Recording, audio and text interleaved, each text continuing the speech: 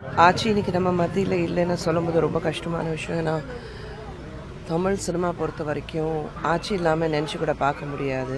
ஆச்சி ஒரு மாபெரும் நடிகை மட்டுமில்லை, எல்லாருக்கும் நாங்கள் அன்பாக ஆசையாக அவங்கள ஆட்சி கூப்பிட்றதுக்கு காரணமே எல்லாருக்கும் அவங்க தாய் போல் இருந்திருந்தாங்க.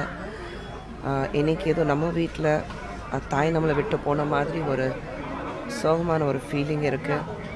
ஆட்சி இடத்துல யாராலையும் பிடிக்கவும் முடியாது. ஆட்சியோட இடம் என்றைக்குமே அப்படி தான் இருக்கும். ஏன்னா அந்த இடம் வேறு யாருக்கும் கொடுக்கவும் முடியாது.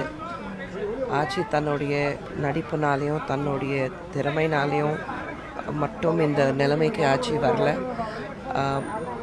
எல்லோருக்கூடிய பழகிற விதம் அவங்களது இருந்தது.